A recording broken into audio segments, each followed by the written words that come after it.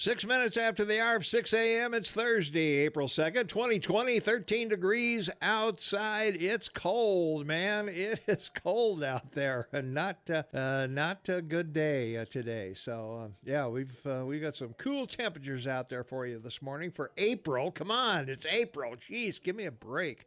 You know, if this feels more like February 2nd, the groundhog wouldn't even think about coming out of his hole today. It's 13 degrees. Well, you can't grab all the bragging because there's like 4 inches of snow in Kamloops. Well, there's 4 inches of snow here too, I think, but at least the roads got a little clear. But we'll talk about that in a few minutes. So, well, Shane, next 2 weeks, the president says going to be pretty tough. It's very sad. I mean, Yeah. we have that issue here. Our number overnight grew to 9,712. Yeah. 111 deaths. But we did one interesting thing is we have a larger percentage of people who have recovered, 1,528. So that's positive, but that's the only positive. I mean, yeah, it's pretty bad, and of course the worst one is Quebec. Oh my goodness, it's 1,066 in BC with 25 deaths. Yeah. But Quebec is it's not looking very good for Quebec. 4,611, 33 deaths. So. Well, they're French, so. But we've had the most recoveries, 606. Yeah. And our medical services claim that the minute they test somebody positive, they put them on a incubator. Yeah. And they find that causes their lungs to recover quicker and for like 24 hours, and they take them off it and send them home. Yeah, they try to. Some people, they won't even give them the test. Yeah. If you're not sick, like we have someone I know now may be positive and reacting to it. Went to the hospital, and are you ready? Headache, pains, dry cough, can't weight on the chest, can't breathe well, and because he didn't have loose stool, they sent him home. Okay. But they wouldn't even give him a test. All right. So there's your single payer healthcare, folks. Just so you know. Ta-da. That's it, right? Yeah, we can't suck any more out of you, so you're out of here. Well, yeah, but he's a lawyer, and they sent him home. He said. Oh, he can afford the private deal. He can go to the private deal and get a test there. He'll go to the private clinic. They're not doing them. Not doing private clinics? Yeah. No, because there's not enough. There's not enough people coming in, or no, I would think there'd be. I think within a week they'll have the Abbott test, but I thought they'd be lined up around the block to see the private clinic folks. But I like yesterday, Pastor Cuomo. Yeah. Mm-hmm. For those of you, he's that demolition governor of New York. I'm now going to call him Pastor Cuomo. For like the first couple of minutes, it gives you some stats like I just did. And then he goes into this long personal overview of life. And we're not going to return to the Sermon from the Mount, huh? Yeah, the Sermon from Mount New Sinai? York, from Albany. Yeah. Mount Albany, yeah.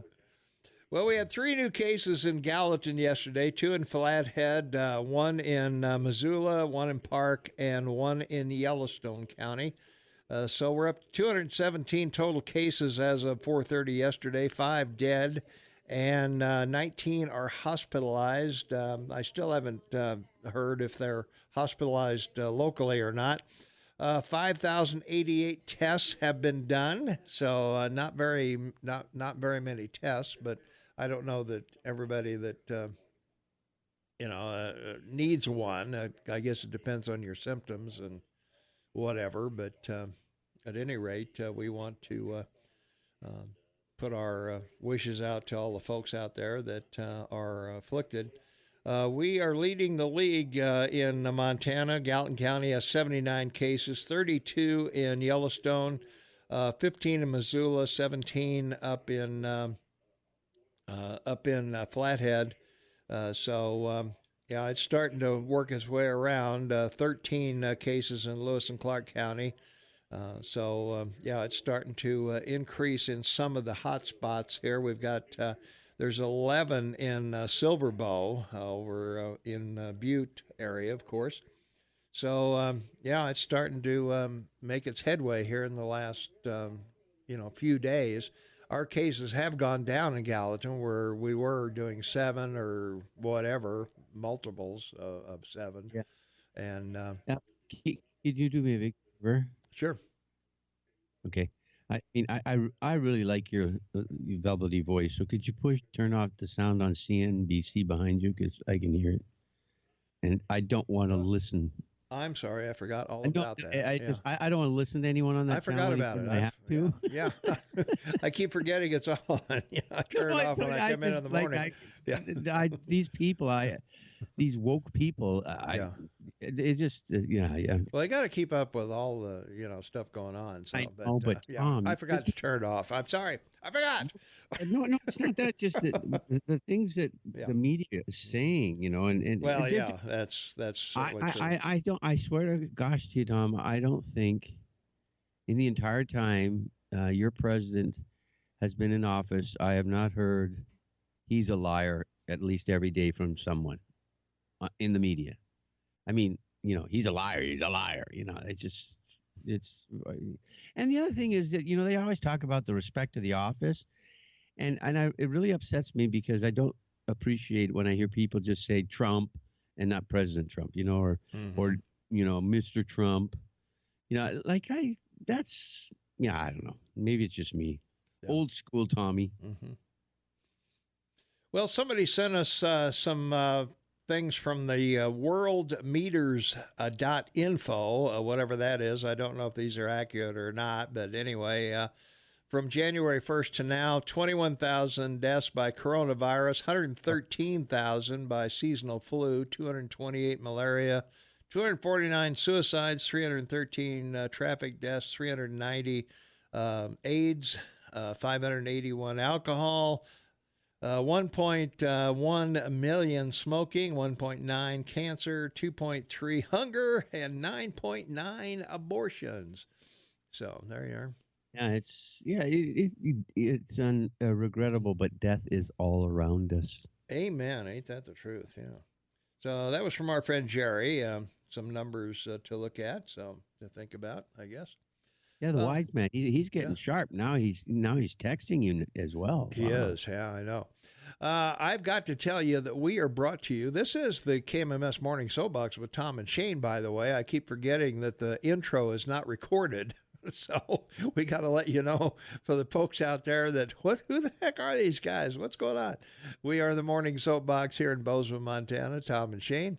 And we're brought to you by the Club Tavern and Grill. And hey, Club Tavern and Grill's having specials every day. And do you like fish and chips, Shane? I love fish and chips. Oh, yeah. I can't halibut. You can't get enough fish and chips, man. Well, that is the special for tomorrow. And if you order by 8 o'clock tonight, they'll have it ready for you between 4 and 8 tomorrow. And I'll tell you, I've had that many times, and fish and chips is great. So the Club Tavern and Grill, the Tub Clavern and Grill. Yeah. The Tub Clavern. Yeah. So, I don't know what I'm saying here this morning. It's only Thursday. But anyway, you can go to the Club Tavern and Grill. You can order online. You can order by Facebook. You can order. You can email them from their website at theclubtavernandgrill.com, theclubtavernandgrill.com. And fish and chips is the special tomorrow, being Friday, of course. And get your order in today. They'll have it ready for you tomorrow for sure. And you can also order by phone, 556-6212, 556-6212, and you can order by phone. Now, the other important announcement we have to make this morning, Shane, is the BoZone the BoZone newspaper magazine locally is doing the Best of Bozeman. And we are in the running for a morning show. Go to thebestofbozeman.com and vote for the Morning Soapbox with Tom and Shane. Now, I can't believe under radio stations they don't have AM 1450 KMMS, so you're going to have to write that in. But I really want to beat Dave and Allie. I really do. We just lost. We were second place to them in the Bozeman magazine. So the BoZone's doing one now, and I'll tell you, folks, you got to really love Tom and Shane to go vote because there are hundreds of categories. I mean, I think we're on page 5, and they just go on forever. So please take the time, go to bestofbozeman.com, and you do the normal thing you did before at the with the other magazine, the Bozeman magazine. And, they got all kinds of categories there. You don't have to vote in every category for your vote to be counted, but go to bestofbozeman.com, try your best to find us and give us your vote, because I'd really like to beat the guys next door. We just barely lost out to them last time around. We got best radio station, but we just missed that best morning show, and I'd really like to put that on the wall, best morning show. My sister sent me a copy of the Best of Bozeman award, to show the award. Yeah. So it was very cool seeing my name in print. Yeah. That's the only reason I'd want to win. I just want to see my name in print in another magazine. Right, because it is the and as I've said, I frame the page, and I put it up on the wall. It's like to me. It's like a certificate, right? Certificate of honor, and that's sort of cool, right? Yeah. Well, we're a family here, Those music stations, they play some music, and, they rap a little bit, and then they play more music, and I don't know. Maybe... I guess if you like country music, that's a good thing. But I don't know. We're family over here. We're a group of, we're a giant dinner table. Everybody sits around and voices their opinions and whatever.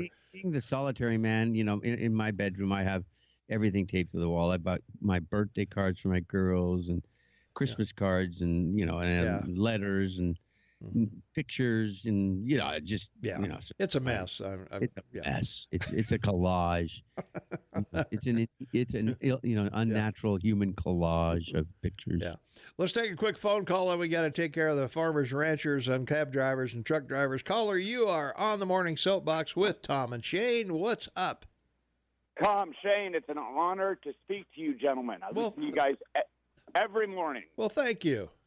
That's very kind of you. The reason why I called was I wanted to tell our radio family out there what people are doing for Bullock, Steve Bullock. I am an independent construction contractor here in the Valley, and I travel to Big Sky quite frequently. Mm-hmm.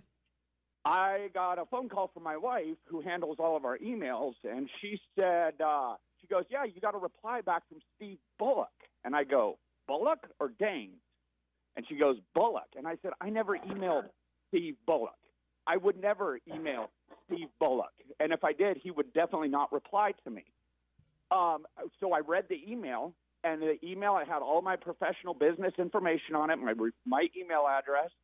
And what somebody did was they emailed Bullock basically on my behest saying, hey, with this COVID-19, we need to shut down construction in Big Sky. God. What? And it made it look like it was coming from, because I'm a legitimate contractor. Yeah. Wow.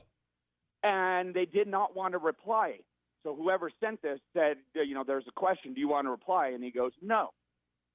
But Bullock replied, that's how I found out about it. Yeah. And what was the gist of the reply? No, we're not going to shut down construction, or I'll take it under advisement. I'll take it under advisement. I will review it with my staff, and I will take it under advisement. Wow. So I read this, and I instantly got, naturally wicked hot. I mean, I was angry. I bet. I bet you were. Oh, my God. Please tell me you don't own a gun, okay? Because that's the first thing people are going to accuse you of, right? Right, exactly. Oh, yeah. So I called a good friend of mine who is a minister at MSU and very politically engaged as well. And then I called another good friend of mine who is not as how should we say, somber as the minister. Yeah. And basically, my minister friend of mine, he explained it, and he's like, that's what they do out there. And I said, well, Danes needs to know this stuff is going on. Yeah. And so I thought about it a little bit more. I told my sister and another friend of mine, and he's like, you need to get a hold of Levin. You need to get a hold of Levin or Hannity or somebody. Yeah. And so I thought about it a little bit more, and I said, you know who I'm going to get a hold of? Tom and Shane. Absolutely. You're the man. That's it.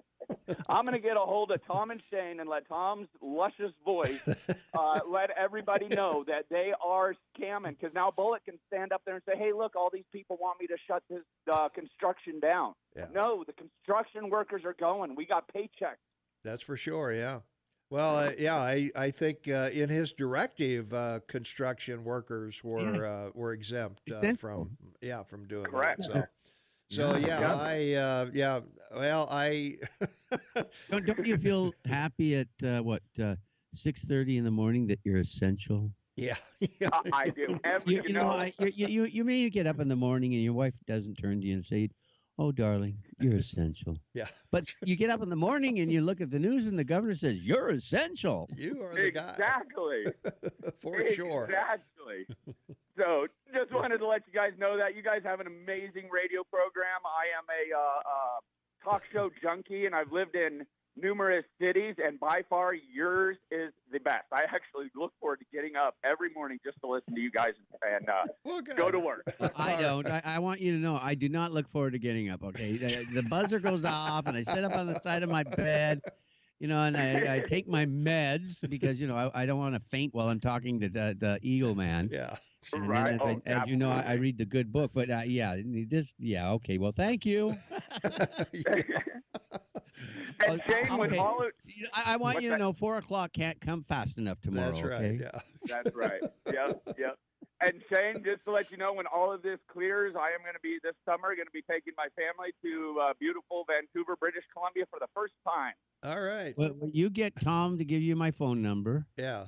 Perfect. And if you rent a car, because I don't own one, I will give you a tour of the city. Yeah. But if you've got to take your kid on the SkyTrain, Yeah. largest above-ground train in the world, and it's got a sky bridge over the Fraser River. Your kids will love it. There you go. Awesome. They love it. All right, man. Yep, absolutely. Hey, thanks for a great call. That's a great way to Thanks, start you guys. Thursday. Keep it up. All right. Thanks Yeah, much. thank Okay. you. Bye-bye. What a great voice, That too. was a I great mean, voice. Yeah, you could be on radio with us. Yeah.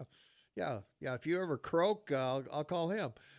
Yeah, that's right. You should, because he's all American. I mean, he And sounds a like construction guy sounds too. like a 6'2", Yeah. blonde, blue-eyed quarterback, That's it. high school basketball player, football player.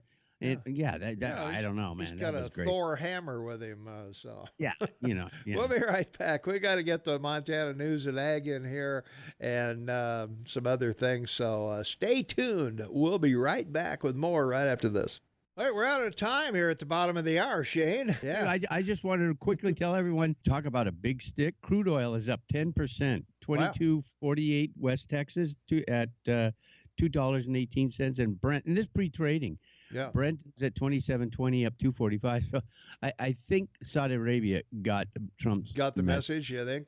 Well, our gas just went down another nickel to $1.94. So we're happy about that. So anyway, we'll be right back. 24 minutes for the top of the hour. It's Thursday, April 2nd, 2020. This is the KMMS Morning Soapbox, brought to you by the Club Tavern and Grill. And their special tomorrow is fish and chips. And get your order in today for pickup tomorrow afternoon between 4 and 8. And if you've never had their fish and chips, they are super.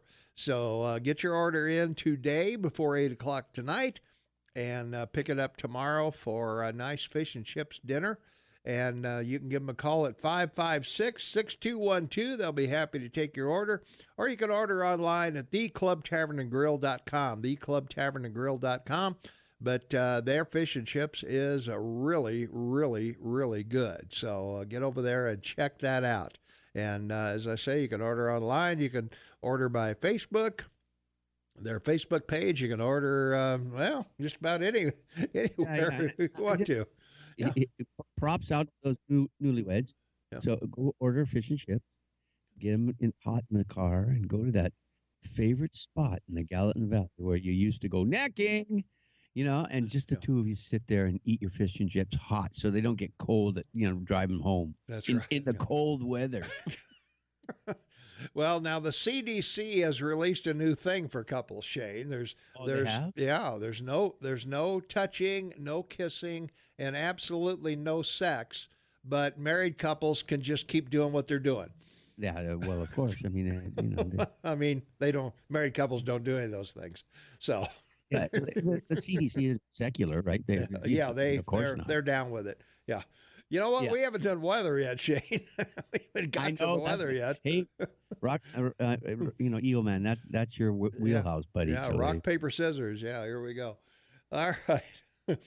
Well, let's see. What are we looking at here? Today, we got a 20% chance of snow before 9 a.m. this morning. It was spitting a little snow when I came in this morning. Partly sunny with a high near 28 degrees today. And we're going to have some wind, northwest winds coming into the area. It's going to cool things off. And then tonight, partly cloudy with a low around 15. And then on Friday, we have a 20% chance of snow afternoon and mostly sunny with a high near 36 on Friday.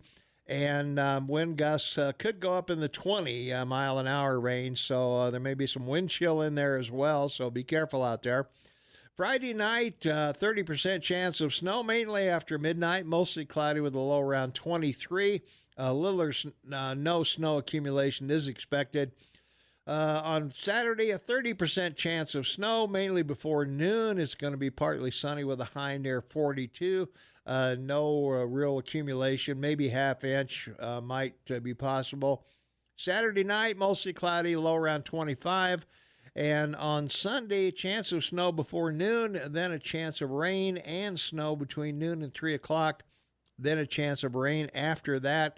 Mostly cloudy with a high near 46, and chance of precip 50%. New snow accumulation of less than half an inch on Sunday.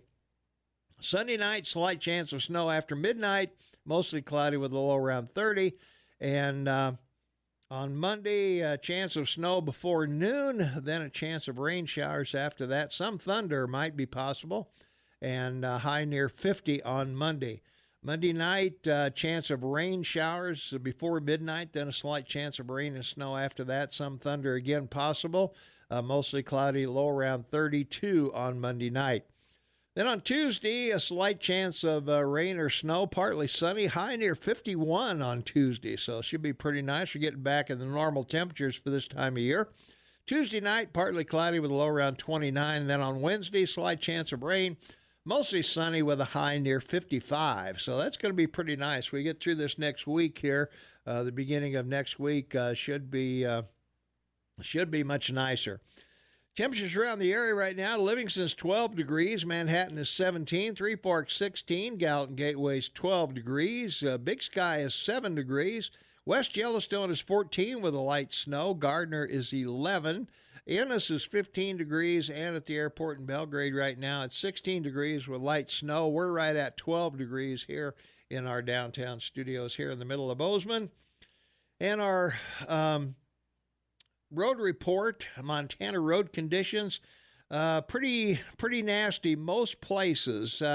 Three Forks up to Helena is pretty clear up through Townsend. But if you're going from Livingston up to White Sulphur Springs or over to Townsend, not good. 99 or 89 down to, or from Livingston down to Gardner, also not good. 191 down to Big Sky and West Yellowstone, also not very good there. Ennis down to the park is pretty clear. And if you're going from Livingston over to Big Timber or Columbus, you're in pretty good shape. After that, though, Columbus over to Billings is a little shaky, so be careful going that way. If you're going east, Homestake Pass has ice and snow there, and most of the way is clear from probably Manhattan over to the Homestake Pass, and then you're going to run into some issues there. So if you're going up through Boulder up to Helena, that's also a little iffy going that direction. So if you don't have to be out, by all means, hey, stay home, relax, put your feet up, listen to the KMMS Morning Soapbox with Tom and Shane, and enjoy yourself. Hey, what could be better than that? That's right. And Nothing. And we got to take a break. We'll be right back. 16 minutes before the top of the hour, I need to remind you that Northwestern Energy is helping customers set up their online accounts from the comfort of home. Just call their customer service team to have your bills safely emailed to you and sign up for Easy Pay to have payments made automatically and securely. So for more information, call northwesternenergy.com. Call Northwestern Energy today, and they'll take care of you. All right. Now, those of you that have a woke moment every time you wake up, I want to remind everybody that yesterday, phase 1 of the China deal went into effect. So this is China's only chance, probably their last chance, to stand up. Because if they break that deal in any way, the U.S. has written into it immediate withdrawal if they want, because they break it, and all kinds of provisions.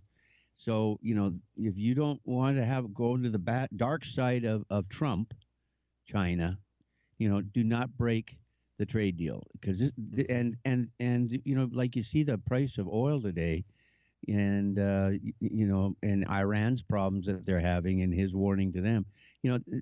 Your man. I mean, with everything that's going on in your country, he's still ahead of the ball on international matters as well. I mean, it's a good time to be on radio, Tom. It really is. Yeah, we're very we don't like what's going on, but we're glad we're here to report it, talk about it, and keep everybody up to speed on what's going on as best we can. The other thing we need to mention is that the unemployment numbers just came out. They were expecting 3 million. They got 6.64 million unemployment claims. So that's going to really decimate the 3.5 unemployment rate. So we'll see where it finally settles, but it may be in the 10 to 12 or 14% unemployment rate. Well, and the Dow was down massively again yesterday, but it's trending, pre-trading to be up. But it's pretty remarkable how resilient your markets and your country are. Like we've learned, there's well over 1 million jobs out there to be picked up if you want. Your industry has picked up because Americans are great consumers, and they're only consuming American goods. Yeah. Well, the grocery stores I know are, at least some of them have now hiring signs out there. So, if you're out of work, that was our poll question of the day. Have you lost your job to the coronavirus? And so far in early voting, 50% say no, thankfully still working but being careful. 20% are retired, and 10% said yes, they're filing for unemployment.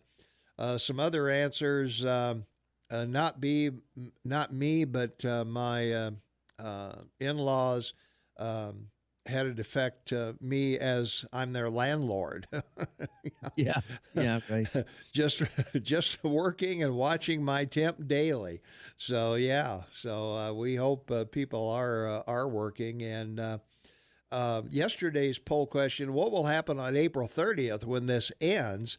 And 34% think the shelter in place will be extended 2 more weeks. 19% think we all go back to work. Another 19% thought the shelter in place will be extended another month. And 8% thought the shelter in place will be extended indefinitely. And 8% believe the country will crash. So, not sure. Well, we've talked about this. Look, for a country of your size, it's a logistical nightmare because. Oh, it is, yeah. When you have these areas that spike, as we discussed, the government wants to be cautious. They should be, because it's so contagious. But more importantly, they want to be able to jump off to anywhere it spikes and try to seal it off as best they can. Right. And I think that's where they're trying to get to. That they have the logistics in place to do that, and of course a lot of stuff's going to increase in the next 3 weeks. a massive amount of testing will take place, and Abbott's Magic Box. And last night, they had a doctor on, and he said, "Yep, this combination of hydroxy, and the Z-Pack chloroquine, he says silver bullet. He says we got this beat. We got a cure." Yeah. And he came right out on Fox last night and said that. So, that there is a silver lining to all this, and they're dispatching as much of that medication as they can, and that's a great deal because, this could become seasonal, and you don't want to be shutting it down again in November because it came back, right? Yeah. And Wuhan, by the way, is having a second wave, folks. Yeah.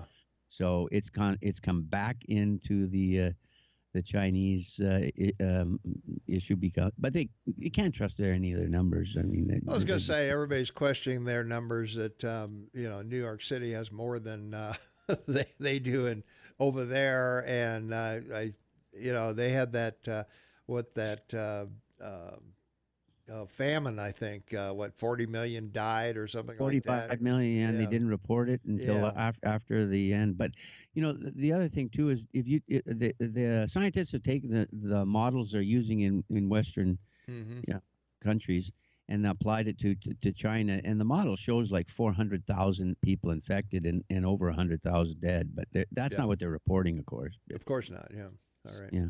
All right, we got to take another break here. We'll be right back, so stay tuned right after this. 8 minutes before the top of the hour. It's Thursday, April 2nd, 2020, 12 degrees outside. We're looking for a high of 28 degrees today. Not going to be very pleasant out there today, so if you're home, stay home. Shay Mattelin has the floor. What are you up to, man? I just want to make your day. The only FANG stock that we report about that's up is your Facebook, 165.95 overnight trading, up $9.16, almost 6%.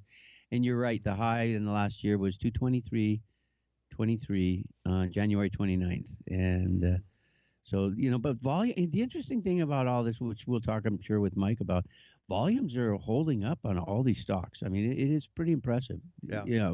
For everything being shut down, I think a lot more people are spending time at home learning about the market because, television can get boring, right? Now you can only watch so many.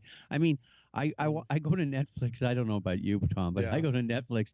I'm scared by how many of these movies I've seen. Well, yeah, I know. Yeah. It scares you. It's getting old, isn't it? Yeah. But it's just I've spent. Oh my God, I've spent years watching movies. Yeah. Well, if you have Netflix, watch One Tree Hill. One Tree Hill.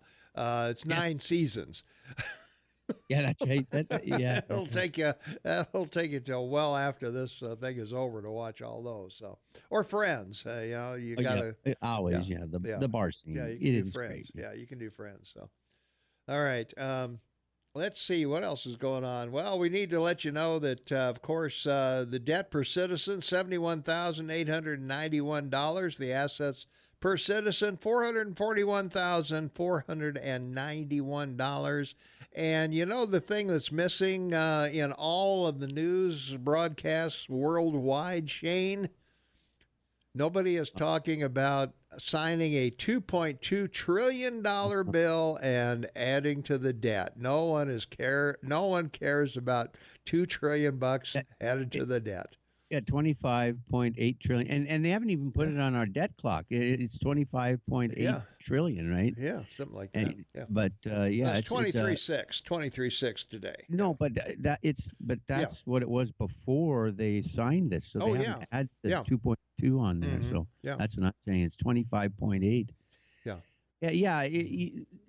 The problem that he has is, and I think when it comes back, I'm an optimist, of course, but I do think there'll be a V on this. I think people go back to work, but we got to be sure there's no inflation, because it might be great that there's zero interest right now being paid on the debt, but if inflation raises its ugly head, that could happen, right? Well, it could. Yeah. There's always a threat of inflation. Certainly, and we'll talk to Mike about that coming up in the I think we should, 7 o'clock hour here in about 5 minutes or so. Yeah, that's a tease. Yeah, that is a tease. And but yeah, and they're talking about another $2 trillion in infrastructure, and why not? If you got to borrow money, why not borrow it at zero interest, and fix these roads and bridges and all the stuff that's out there. So, Yeah, I agree. yeah, all right. Let's take a phone call. 522 Talk is the number. Call you on the award-winning Morning Soapbox with Tom and Shane. What's up? My silver lining this morning, as I'm on my way to work, All right. the traffic on 90 is like, whoa, this is nice. It is nice, isn't it?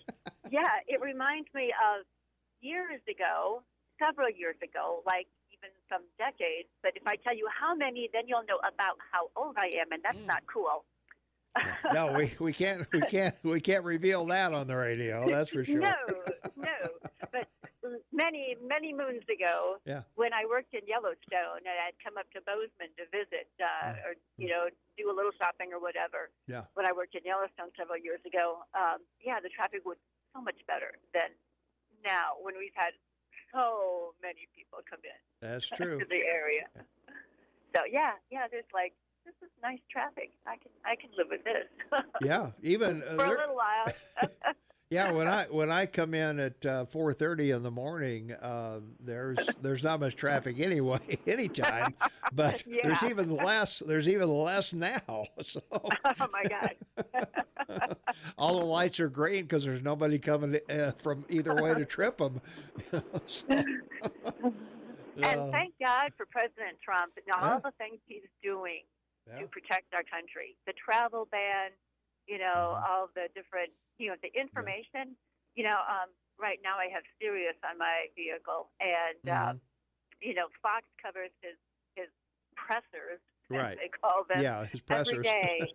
And I appreciate Fox doing that, and I appreciate that the president. He's a busy man. Yeah. I mean, he has a lot to do, and I think every day he's there at the pressers, guiding things through and being there, and I appreciate all that he's doing to help our country. Yeah, I seriously doubt if Bush or Obama or Clinton would do anything like that.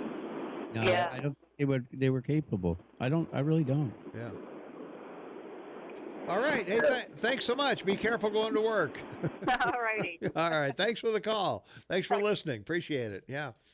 So for all those that believe, this morning in the good book, I was reading Matthew and 9.23, anything is possible if a person believes. So, if you have belief and faith, it's a good thing. It carries you through these days. And those of us that believe and have faith in all the goodness and graciousness of our Savior, it helps me, because right now someone very close to us, may be affected. So we're hoping and praying for him, and we'll see where we go. Yeah. Well, the old saying, if you don't believe, no proof is possible. If you do believe, no proof is necessary. So there you are. Right. That's the old saying. So. Yeah, and as Einstein said, if you don't believe in miracles, go to your front door, open it up, and look outside. Look outside. Everything is a miracle. Amen to that. Absolutely. Let's take a phone call here. We get one in before the top of the hour. Caller, you are on the air. What's going on? No caller. Hello. Okay. Well, maybe not. All right. Oh, they just hung up. Yep. Well, we've got to go anyway. We've got about 7 seconds here before the music starts. So, Mike McCormick will join us by phone at 7 o'clock. So we'll be chatting with him, and we hope that you will stay with us for that. We'll be talking about the markets. We got 6.64 million applied for unemployment. That's twice what was expected. They expected 3 million to apply. We have 6.64 million applying for unemployment. So we'll see what that does to the numbers, and how the payments are going to be made, and all those things as we go through the day. So a lot to talk about. Mike McCormick will join us here in just a few minutes, so we'll be doing that. And Shane and I and Mike McCormick will return right after these important words, so stay tuned. Welcome to Preserving Your Wealth with Mike McCormick, where we talk about smart ways to invest and preserve your money. Mike is a registered investment advisor with McCormick Financial Advisors in Bozeman, Montana. As an independent fiduciary, Mike does not receive commissions from any of the products or investments mentioned on this program. Consult a professional before making any investment decision. You can find old shows archived at McCormickFinancialadvisors.com. Learn, participate, interact. 6 minutes after the hour of 7 a.m. It's Thursday, April 2nd, 2020, 12 degrees outside. KMMS Morning Soapbox with Tom and Shane, brought to you by the Club Tavern and Grill. And hey, the special for tomorrow is fish and chips. Get your order in by 8 o'clock tonight, and you can pick those up tomorrow between 4 and 8, and they are delicious. They've got great fish and chips. You can give them a call at 556-6212. or go online to theclubtavernandgrill.com. You can order online. You can order by Facebook. You can email from their page and get fish and chips because they are delicious. And Mike McCormick joins us by phone. He's sharper. He's so sharp we can't let him play with balloons. Mike? Oh my goodness! How you doing, man? Thank you, Tom. I'm doing very well. I'm weathering the lockdown well with my family, and really honestly feel very much blessed to be in this country, to be blessed to be in Montana at this time, and and really to have kids that are.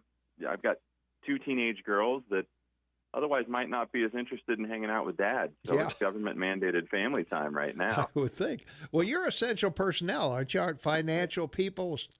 You can work from home, obviously, but you're still allowed to work, are you not? I mean, you're still working. That's a great question, Tom. And when I have, I was picking up my stuff the other week at the office, and it was sort of one of those things wondering, well, there are things that I do that I think are deemed essential, but I don't need to be in the office to do them. And so it came down to, I just recognized that I was being selfish by going into the office and having the opportunity to, I justified it like, I need to be in my space and my uniform to give my clients my best.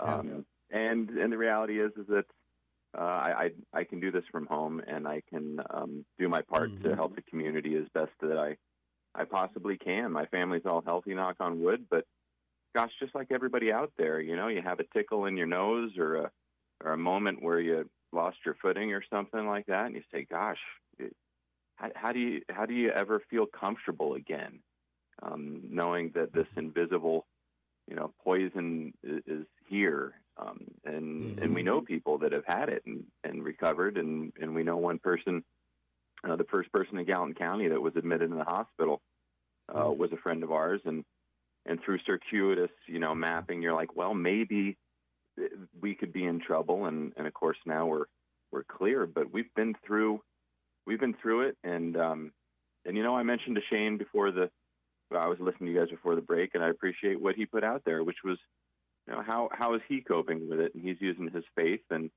I think that it's an interesting story that we have on how everybody is dealing with it, because I find it comes in waves. I find there's moments where I feel, lucky and very optimistic, and then there's moments where I empathize with people that are not as lucky and where they are, and realize that could happen to.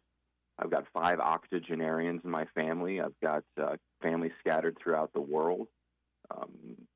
If you look at the predictions and the numbers, statistically, I'm going to know somebody who passes from COVID-19, and I'm not excited about that. I'm frustrated at being here still. I'm frustrated at still being on the front end of this curve. I can't wait until we're on the back end of this curve. And at the same time, I need to be good for my clients and have a real rational view as to how they should manage their money and manage their financial lives. So it's a challenge that's hitting everybody out there, and just continue to really appreciate the callers and supporters in the radio and keeping us honest out there. But I've got a few money ideas this hour, Tom, but there's nothing. It's one of those things where emotional stress and fear, they want us to be active. We have to do something about this. And yet there's not much to do. Even the even the refund that's coming to you in the government. You don't have to do anything. It's just going to show up in your bank account. So therein lies some of the frustration, I think. Well, Mighty Mike, we can assure you you're essential to our family here at Morning Soapbox, okay? You are the man. Well, the other thing I should mention regarding the $1,200 check, Mike, I went to the IRS website the other night, and they are working for a portal for those who don't have direct deposit set up for the IRS. A lot of us get our refunds in the form of a manual check, and they are in the process of creating something. So the other thing that I want to point out is the IRS will never call you for your direct deposit information. They will not call you and ask you for your bank account numbers and things like that so they can send you the check faster. So please, and thanks for saying that, Tom. Yeah, do not fall for that.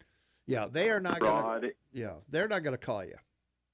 Fraud is happening. Right it really now. is. And when there's fear like there is right now, and uncertainty to beat the band, now's a perfect time to sit back.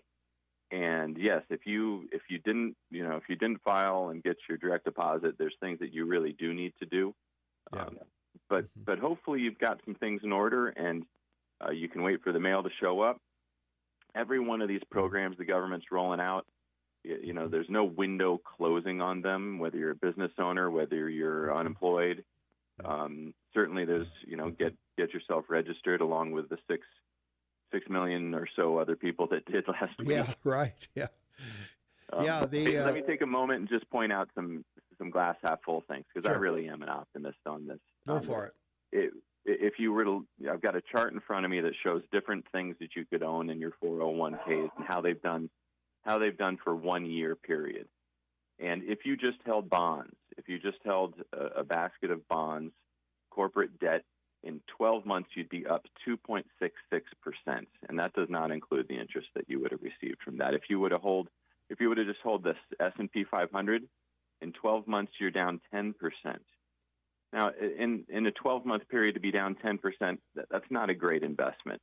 we don't promote that kind of investing. However, you put it in context like that, and I find most of my clients, they sort of relax. They say, well, I knew that this stock market thing was not going to last, and I knew that there was going to be pullbacks. And now in the face of a global pandemic that could kill more people than our recent wars, that has completely stopped all of the global economy in most cases, that's a pretty benign, that's a flesh wound, if you ask me. I'm not saying it's not significant for people's earnings and savings, but you can breathe easier knowing that that so far the losses are sustainable for most people with any kind of long-term time frame. And if you were to own gold, you would have been up 23%. And what's the best investment that I have on my screen? Well, it's long-term government bonds. The TLT index is a popular one, and you're up 34% if you would have held that.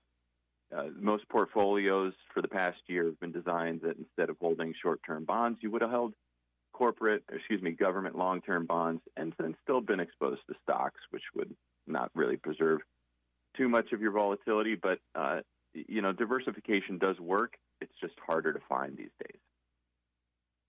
Yeah, and you're absolutely right, Mike. You're absolutely right, because the global situation right now, as we say, money is chicken.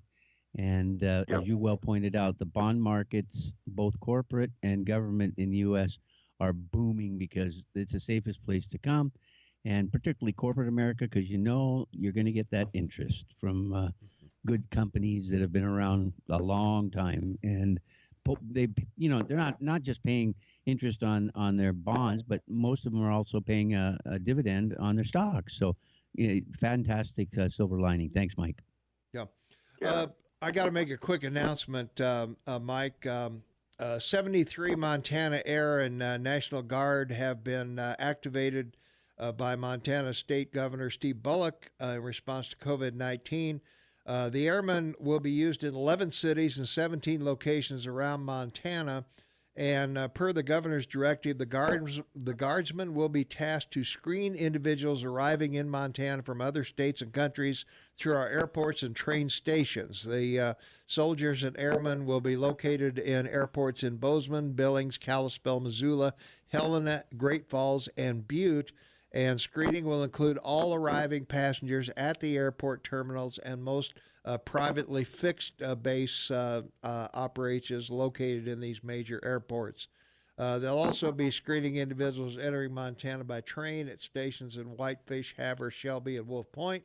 And additionally, each location will have a Montana Guard liaison officer to work with local disaster and emergency services to make sure that we are all safe from people coming in from outside the state or from in-state flights.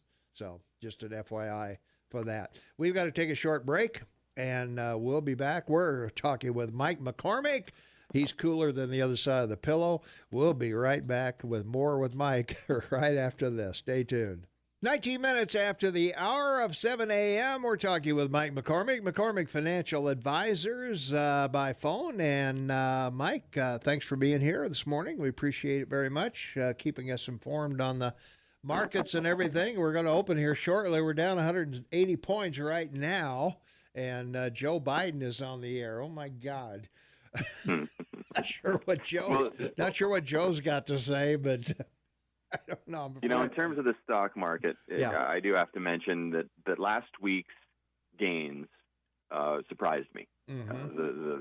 The robustness, and I heard Shane mention volume, and I looked at the screens, and I looked at the volume, and I said, this actually looks like a pretty well functioning market, and we've got some opportunities for clients that wanted to get out of some things and not pay as much taxes to do so. And so if you had a portfolio that you were lucky enough to be gifted some stock from a relative, you maybe had a position in something that you weren't that crazy about, and you wanted to sell it, but you didn't want to pay the taxes on it. Well, you could have sold it, and then you could have bought a fund that would have given you the same exposure.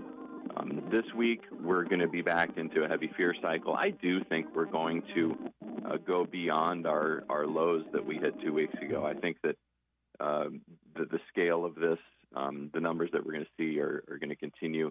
Mm-hmm.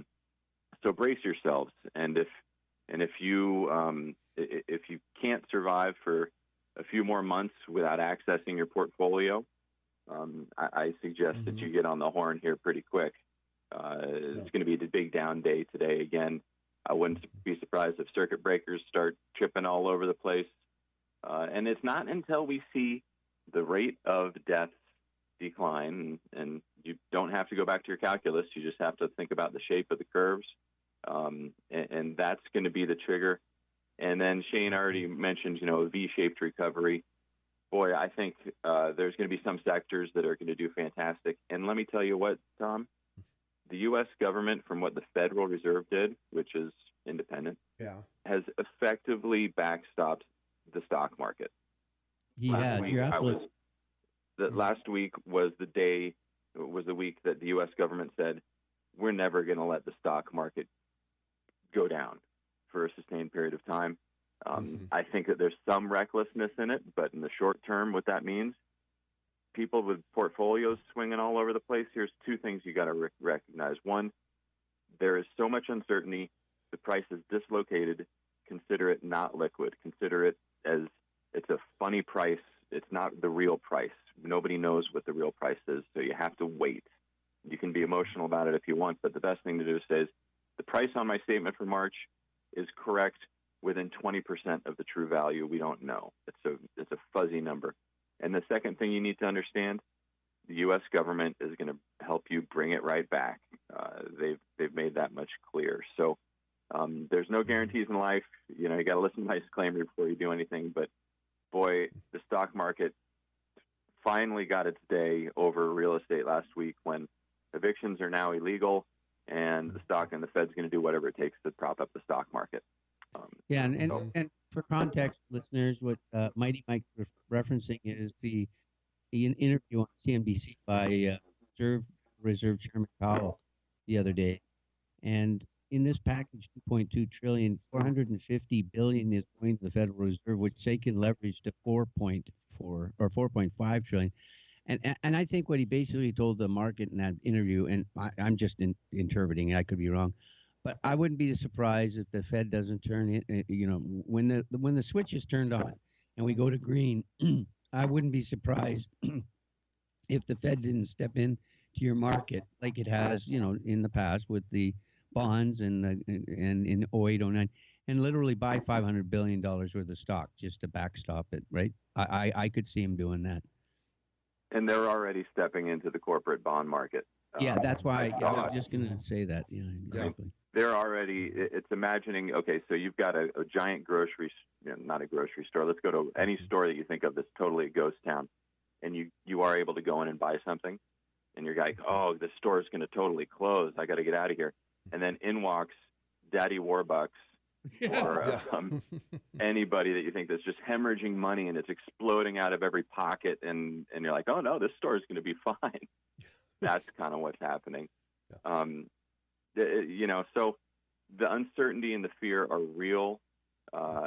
Be careful what you do with your money. Tom's points about fraud are probably the biggest risk out there right now. Anything you see on Facebook with somebody claiming that they have a solution for you, first off, shame for anybody trying to capitalize off this by advertising a solution.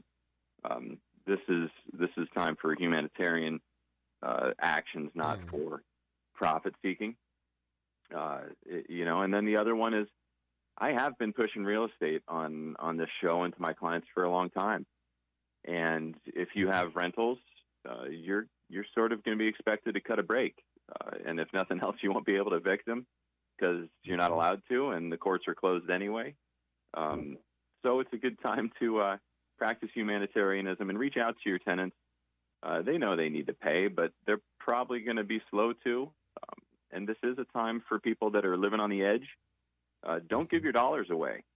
We talked about this last week that, for the people that are hand to mouth, hunkering down is not an option, et cetera, et cetera. Well, the longer that you can sustain, the more likely that you'll be able to come out on the other side and smell good. And this too will pass. From our text line, 478-8298. Mike, is there I know you can't tell people to buy specific stocks or anything like that, so we're... Is there a good time to buy, is this a good time to buy airline and cruise line stock? And if the government borrows now at low rates, what happens when the rates go back up? Well, we saw Obama borrow at no rates, and the rates went back up, and the market went to almost 29,000. So, well, great question in here, and there's two in there, and the second one relates to inflation, which Shane and I wanted to get to. So I'll go with the first one. Hot picks right now.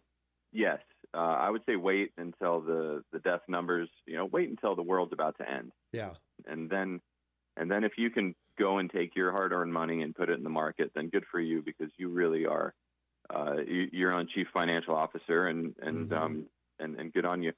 Airlines, to some degree, the U.S. government's not going to let an airline go out, a U.S. carrier go out of business. Cruise ships, not so much, but airlines, absolutely. Got to have them. Exactly. Not only for people, but for freight, so. Right. Yeah. And we just picked up on one of the reasons why I don't trade in this market is because you're counting on governments doing things. You're counting on policy. You're counting on things that are absolutely non-economic, non-supply and demand, non-free market enterprise, impossible to predict. That's not investing, that's gambling. But it's probably a pretty good bet. Yeah. The second one is what if, can we pay this back?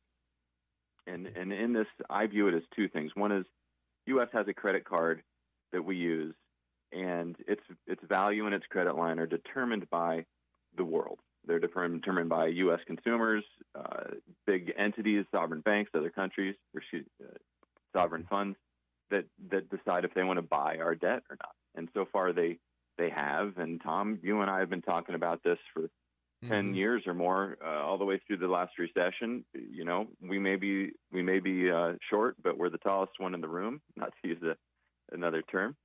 But inflation would pinch us.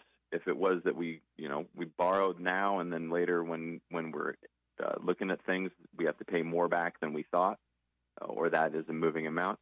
Of course, for anybody, that's a strain on their pocketbooks. So far, inflation, I gave you that number for the long-term treasuries being up 35%-ish in 1 year. That's been the winner in the stock market, if you ask me. It's liquid, it's stable. Mm-hmm. It does move around a lot. Let me interject here. Anything that goes up by that much can go down by that much. That's true. So when you're looking at, playing ZM for Zoom, and no, it's not ZOOM as the ticker. That's a different company. Yeah. There's a good story about that. It's the ZM. No, that or gold or whatever. It can move just as fast to the downside. But inflation-protected treasuries are a hybrid of what I just mentioned, the long-term treasury. And the idea is that the coupon is going to be referenced to a current rate of inflation. And in theory, that's the most safest investment out there because you've got the U.S. government backing it, the biggest guarantor of the world, and it's protected from inflation. The only time risk that you would have, well, you're up 5% in inflation-protected treasuries. Yeah. And they're not signaling, if you look at the curve, they're not signaling imminent inflation. If you look at oil, we've got deflation. If you look at people sitting at home with decreasing consumption, there's no signs in my mind of inflation now, but it is always going to be on the list of the big concerns. The big concerns are our credit limit gets cut by the world. Hold those big concerns because we're at the bottom of the hour. We'll do the big concerns when we come back. All right? All right. All right. Thanks for the question. We'll be here. All right. Hang on.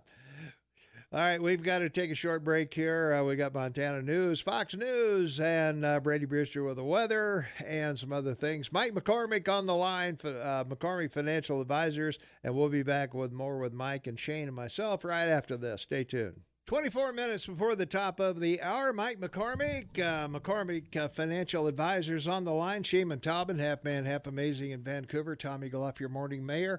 From our text line, hey, Tom, your guest Mike mentioned that certain sectors should rebound and present good opportunities for investors. Could you mention a few sectors that his statement applies to, and what are the best websites to research sector performance on my own? Gosh, thank you. Any financial site will allow you to chop the market up into sectors. And it used to be that Morningstar wanted us to chop them into large companies with growth and small companies with dividends and mid-cap and this thing. And really, we've grown away from that and looking at more in terms of the 7 or 8 economic sectors in our business. One of the best ways to go is to shop the ways that you would play these sectors or invest in these sectors is probably using an exchange-traded fund. And the companies that make them, the 2 biggest ones are Vanguard and BlackRock or iShares. And you can go to either one of their websites, whichever flavor you choose, and go through, and they'll clearly line up a sector for communication services, for consumer staples, for energy, technology, and you can click on them and compare them on a chart and see how they behave. And what you're going to find is probably intuitive, is that the consumer staples, the toilet paper, is going to move the least and look pretty good right now. The technology is going to move the most and look a little bit scary, along with there is another small company index you can put up there.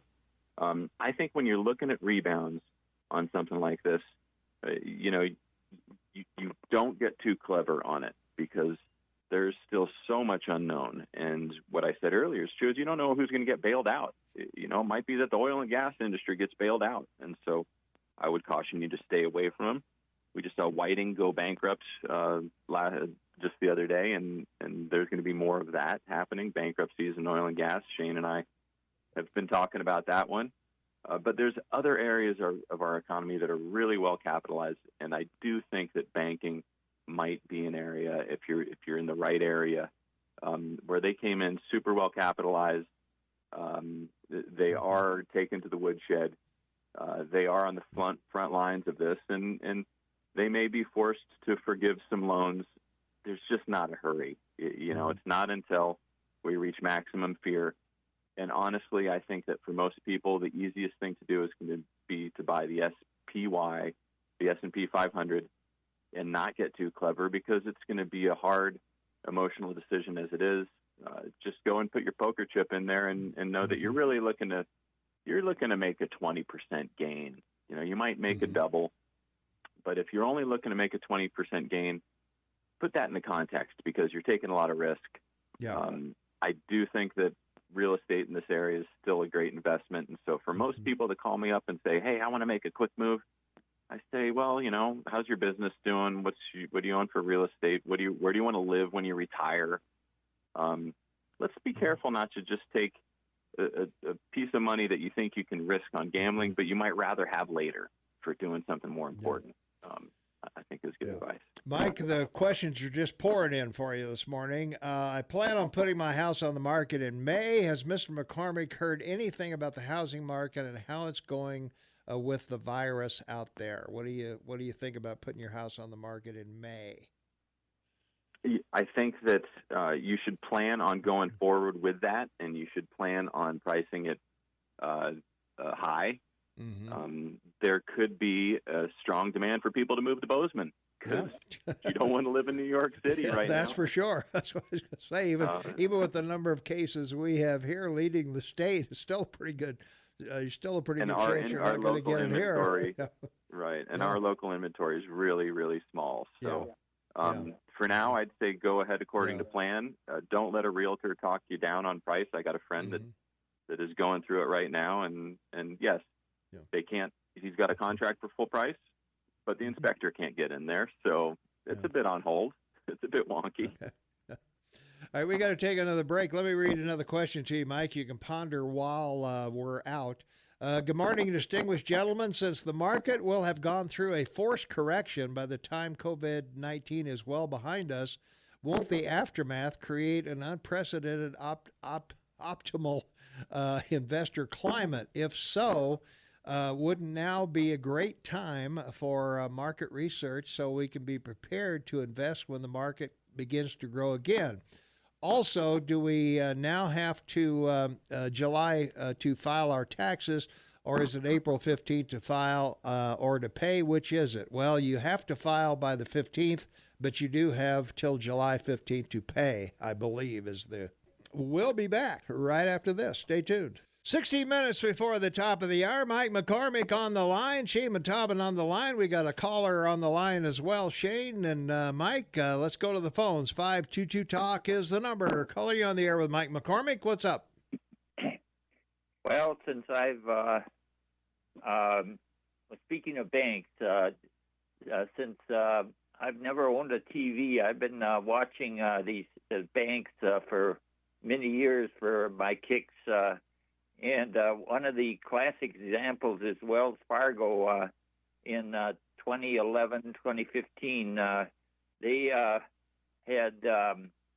issued among their 40 million customers 565,000 credit cards to get a little... Daniel, we covered this, and they were fined for that after investigation. So what's your question? All right, with all this strange things going in banks, don't you guys have some concerns about investing in banks? Wait. Green things going into banks? What do you mean green things? I'm saying all the strange habits of banks. Things, yeah. Why would you support them? All right. Well, we'll ask the question. What do you think, Mike? Banks safe? Not safe? Shane rightly pointed out Wells Fargo was fined a hefty amount of money because they imposed goals on their people working in the banks that they couldn't do, so they faked them.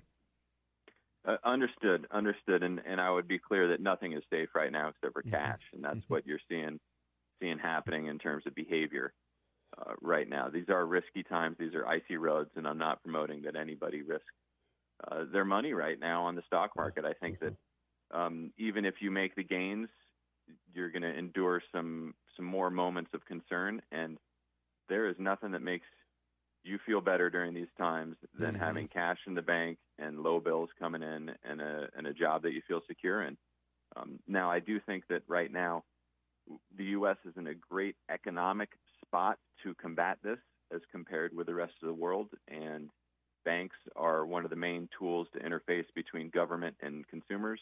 They've spent 10 years boosting their deposits to doomsday proportions, and hopefully they'll be allowed to participate on the recovery.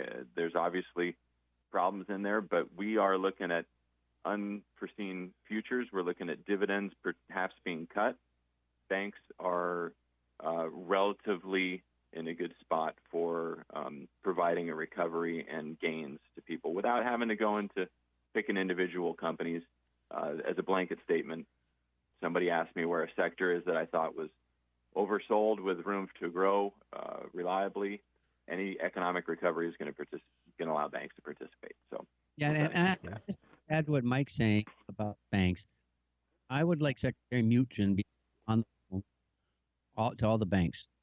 As Mike will tell you and told you, in 2009 it was the banks that backstopped the market when it was at 6,900 in March of 2009. And I think that Mnuchin, your Secretary of Treasury, should be on the phone to your major banks and say, you're not the backstop. You're not the backstop. Do not be going into the market. Let the Americans, and the backstop's going to be the Federal Reserve. You boys had your run in 08, 09. Do not do that again. Yeah. Hey, this is off topic, but I know we're having a break coming up, and I just wanted to get one little tip that I have for people out there that are cooped up out there.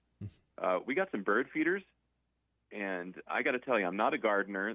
That didn't work for me. But bird feeders, you just put the things out, and the birds show up, and you got bird TV going on. I know it's a small little blip, but if you're worried about somebody being alone out there with nothing going on, you can get them a little, simple bird identification book and put a bunch of feeders out there that, you don't even need to go in their house. You can just stash them out there.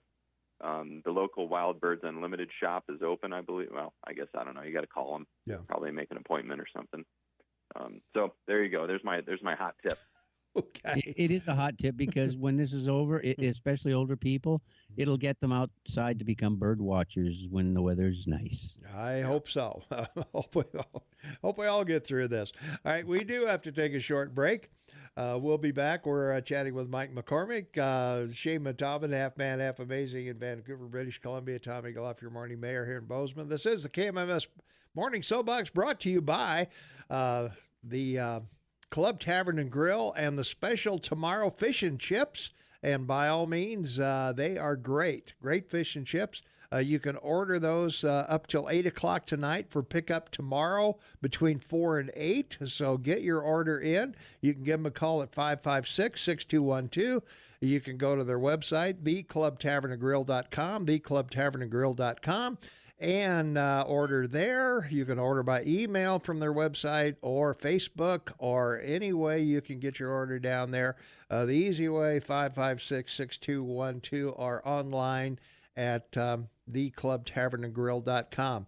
Also, I want to remind you that bestofbozeman.com, we are in the running for the BoZone Best Morning Radio Show, or Best Radio Show, period. And we are. So we need your vote.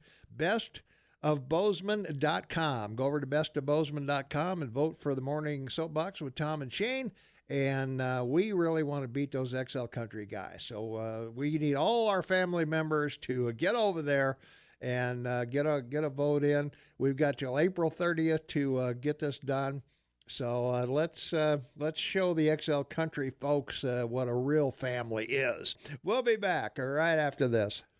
It's not another Manic Monday. Mike McCormick joins us. I misread that one. Well, it's Mighty Mac Thursday, so we're covered. It's a Manic Thursday. Quick correction on something I put up earlier. The deadline to file both for filing and for paying is July 15th.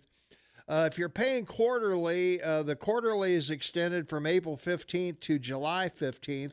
The second quarter is June 15th, no change there. Quarter 3 is 15th of September, no change. And the quarter 4 is January 15th, no change there. So you can take that accordingly. So that's from the IRS website. So I apologize for, but if you want to file by the 15th, by all means, get it done. All right. Mike has some terrific personal news. Go for it. Well, I guess first of all, Tom, you mentioned, today is not Monday, but boy, it's okay to recognize that time is a bit mushy right now, right? With a home office, with a news flow that seems just the emotional ride and the stress. Everybody should allow themselves some slip-ups. But, personally, my wife had a coworker that was the first hospitalized case of COVID in Bozeman, and she, was mid-50s, moderate health, and needed hospital care and made a full recovery, but wrote an interesting little missive on Facebook that I read through, and it sounded pretty terrible. It sounded bad. In contrast, her husband and 2 children also were infected and were asymptomatic, just coasted right through it. So the uncertainties are not over. The concern and the fear is not over. And so hopefully everybody's got a good network system. I'm just looking out the window at some of these houses that I know have seniors in them, and gosh, I'm struggling with, like everybody else, is what can I do? And I don't have specialized healthcare skills. I don't have a stash of ventilators. So I'm sort of in the regulated group of I can just get out of the way and continue to buy locally. I talked to my local ski shop, and they're going to meet me and fix a part and maybe sell me some boots. And the local bookshop, I referred a friend there. They mailed a book. Local running shop dropped off shoes. Of course, all the restaurants are working. We were laughing. It's revenge of the cooks. The cooks all have jobs, and the front staff don't. And I used to be a front staff, so I can laugh about it. Don't forget those dishwashers. That's right. Yeah. Dishwashers are the heroes of I guess. And they now that everything's paper and plastic, they've got a much lighter duty. But let's get together as a community and as a radio show. And if you've got financial concerns, your CPAs are still working hard, and they still really are the first line. Fraud is everywhere right now. Mm-hmm. That's really all I have. Hey, Mike, we have a real important question. How are you doing with your small business owners? Are you helping them out, getting ready to file and be able to get these loans that can be grants? Anything you can say about question. I've certainly had all my small business owners have requested their financials from me, and we've gotten them in, and they're in line. But here's how I advise that one, Shane, and it's a hard pill, but it's not the business owner's responsibility to take liability for their workers in this market. So hopefully they all feel desperately bad for them. But in terms of how things work, should the business owner carry their liability and carry their staff and count on being fully refunded by the U.S. government, or should they lay them off and let unemployment work? Boy, for small business owners, it's a really tough pill to say that we're going to carry their employees. It really is. And so I advise as a fiduciary for my client, for the individual, and my individual advice is always shed the liability. Unemployment works. It's there. You can hire them back when things get better. And that sadly is what we're seeing in the 6 million number today. It's temporary. It's ephemeral. I cannot wait until I'm allowed to go to the concert and go to the bar and the restaurant and pay for all my friends to be together. And gosh, hopefully I'll be allowed to give them a big hug too. And here's another question real quick, because we're running out of time. As an individual working for yourself in a company with probably you're only the only employer, what have you found in investigating about you being able to get some benefits as a self-employed person? Oh, nothing. I mean, I'm a free market enterprise person, and I went through 2008 like all of us with a big toe kicked into my teeth. So I've structured my personal financial life for managing times like this. Not to say that was right or wrong or whatever, but boy, when you get to be in my business, you recognize that it's about being comfortable with where your money is, and that comes in all different flavors. And so helping people find that right flavor for them is still in value. I didn't move here to work all the time, and I didn't move here to get rich. So Thanks for the answer. Yeah. Just to let you know, we've posted on our website the KMMS. I don't know what you're telling me, Shane, because Shane. Well, there was a phone call that went to the. Yeah, they hung Jeff's up. still on the line. Or I know he is, but somebody else hung up on us. So yeah, Jeff I know. I hung him up. Okay. That's what you said. Thank you. That's what the thumbs up Yeah, is. I know, but you kept going like this. Sorry. Yeah, I got the message and hung up on him. The other thing I want to point out, KMMSAM.com or our app chat line, AM 1450 KMMS, we posted a fact sheet on who qualifies and who doesn't for this, the payroll protection plan. So if you want to go over there, we've got a fact sheet on who's eligible, who's not, how much you get, and how to apply. So, Mike, thanks for being here, man. Mighty Mike. Hey, real pleasure to be there. The sun will shine again. And to finish up that question about my small business owner clients, they are all strategizing how they will be recovering stronger than ever. Yeah. This is going to pass.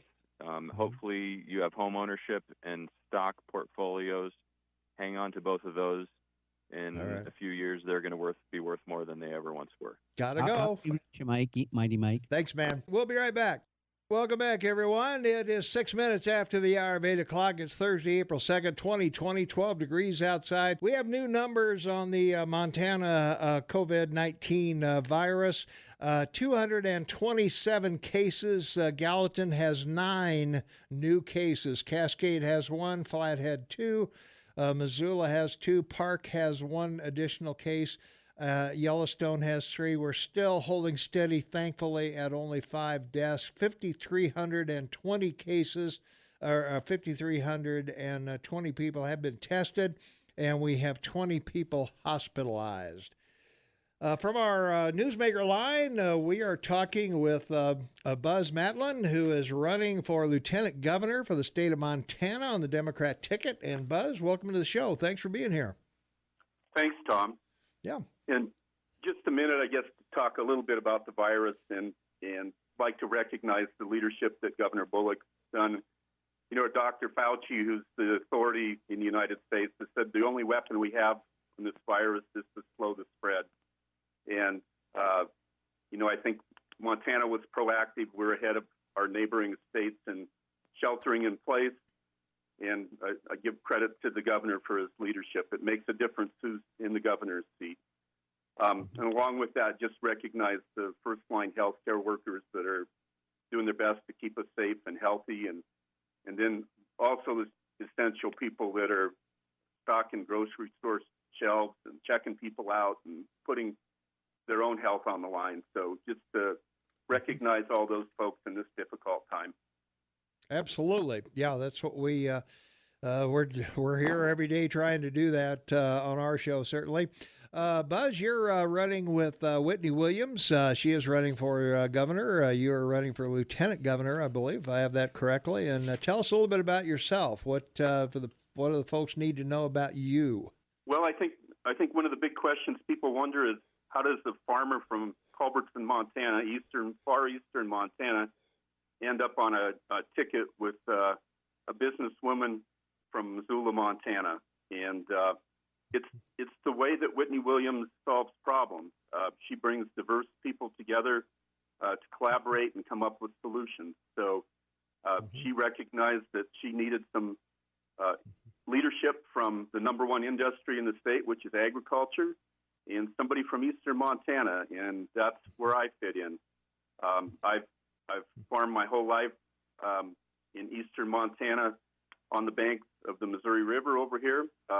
Changed a dryland farm into an irrigated farm, and currently raising sugar beets, malt barley. Have a contract with Molson Coors and Durham wheat, the pasta wheat, and also some pulses. So in addition to my farming experience and running a business and raising a family, I've been involved in Missouri River issues through my conservation district. also served as the president of Montana Association of Conservation Districts, which really gave me kind of a unique experience of traveling around Montana each fall. We're going on about a 2-week tour of area meetings with conservation districts, everywhere from Ekalaka to the Flathead, and from Plentywood to Milltown, and all the points in between. So really got a unique look at issues around the state and meeting some of those folks. After my service with the State Conservation District, I was appointed to the Montana Wheat and Barley Committee. And for those that aren't familiar with that, it's the committee that uses checkoff dollars to promote research, marketing, and education for wheat and barley. A lot of what they do is developing markets overseas. 70 to 80% of Montana grains get exported, so it's a very important part. Most of our grain goes to Asia and parts thereon. So in my 9 years, which was 3 terms, which is the limit on Montana Wheat and Barley Committee, I think I visited somewhere over 20 different countries and met people that used Montana's wheat and barley all around the world. So, well, as a Canadian, I hope some of that barley gets to Canada, because Molson in Canada got to be sweet barley because it's 6% beer here. Yeah. Got to have barley for the beer in Canada, that's for sure. Well, it's interesting you bring that up, because the trade agreement, I think, helps the trade go both ways from the states into Canada. So USMCA was an important part to Montana farmers. Yeah, I would agree. Buzz, what was the trigger that when you finally sat down and said, "Yeah, I'm going to do this. I'm going to run"? What was the trigger that got you fired up and ready to go? So it seems like we went through kind of a period, maybe a decade, when change wasn't very quick, didn't come very quickly.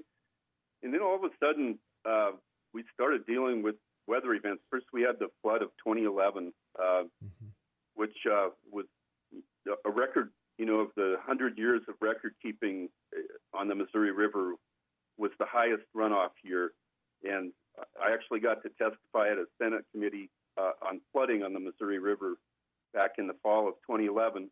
But then, and then things like this fall, the weather that changed. We had 12 inches of rain in September in northeast Montana. That's kind of our yearly total. So farming, agriculture is hard enough without dealing with these severe weather events. And in addition to that, we're dealing with endangered species issues on the river, pallid sturgeon, in the rangeland, sage grouse, which hasn't been listed, but we're working hard to keep them from being listed. And then just changes in our industry. We went from 5 brewers about 15 years ago to 8,000 craft brewers in the United States now. So change is different. And I like a quote that I had heard a number of years ago that you could either lead change or be led by it. And really the results, if you can lead change, are a lot easier to cope with. In addition to that, we're changing from a fossil fuel economy to one that's renewable resources. Yeah.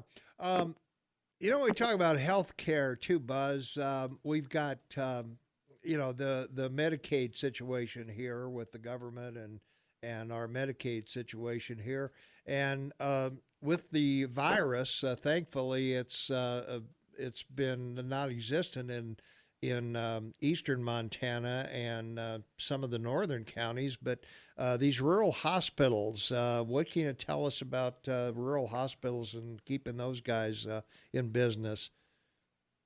Well, they're really the lifeblood of the rural area, and we feel fortunate if we're within an hour of some kind of critical access hospital. There's 49 critical access hospitals. That gives them ability to get a higher reimbursement rate from Medicaid, and really they're the front lines. To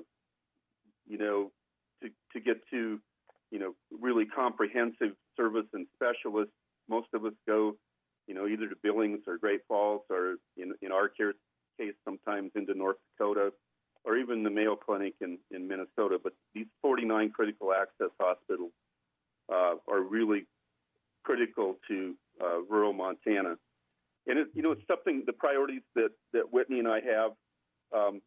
First is probably healthcare and the cost of prescription drugs.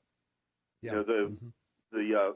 When 40% of Montanans have to make a decision whether they buy prescriptions or they put food on the table, it's not an acceptable situation. So, but there's some ideas about limiting the cost of things like insulin, or being able to import drugs from Canada that Brian Schweitzer did years ago.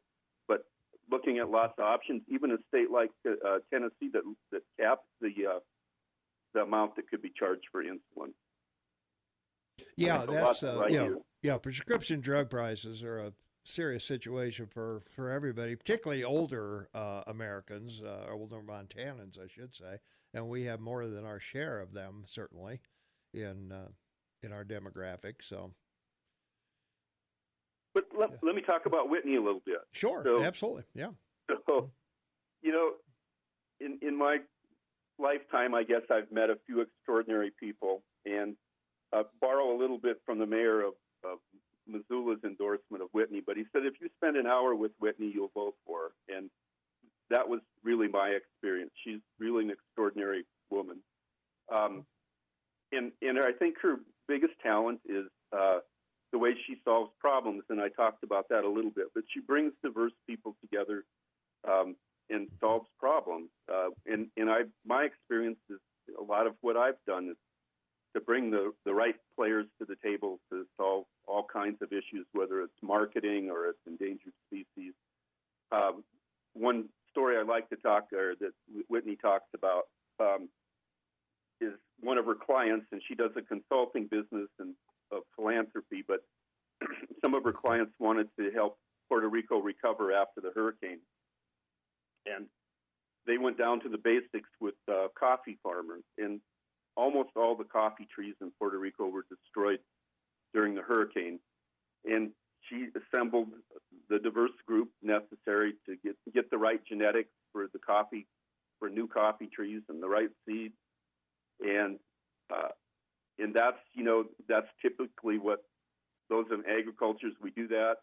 But she went to the next step, and when those coffee trees mature and start producing coffee beans, she has the market ready with Starbucks to buy them. So that completed the circle and was really an impressive thing. That I thought that not only did she get them back in production, but she had the market for them.